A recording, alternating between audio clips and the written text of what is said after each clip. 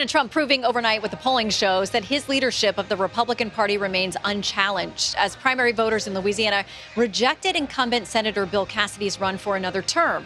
The president actively campaigning against him after Cassidy's vote to impeach will convict on the impeachment in the wake of January 6th. Fox News senior correspondent Jonathan Siri joins us from Baton Rouge. Hello, Jonathan. Good morning, Shannon. With President Trump's endorsement, Congresswoman Julia Letlow far outpaced her competitors with 45% of the vote. That was still short of the majority that she would have needed to avoid a runoff. She will face Louisiana State Treasurer John Fleming on June 27.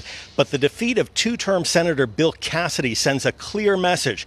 President Trump remains a dominant force among Louisiana Republicans. For the longest time, I've heard you cannot turn your back on the people who you represent. Again, this is not my seat, it's the people's seat.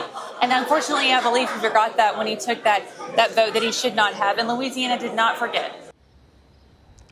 Cassidy was one of 7 Republican senators voting to convict President Trump during his 2021 impeachment trial following the January 6th Capitol riot.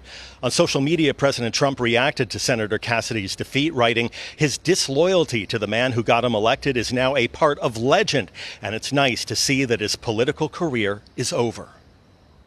When you participate in democracy, sometimes it doesn't turn out the way you want it to. But you don't pout, you don't whine, you don't claim the election was stolen. You don't find a reason why. New rules led to some confusion among voters in Saturday's primary, which moved to separate Democrat and Republican ballots after decades of a single open primary ballot. Now, Shannon, the Democratic primary for U.S. Senate is also heading to a runoff, but Republicans are favored to win the general election in a state President Trump carried with more than 60% of the vote in 2024. Shannon? All right, Jonathan Siri in Baton Rouge, thank you very much for the update.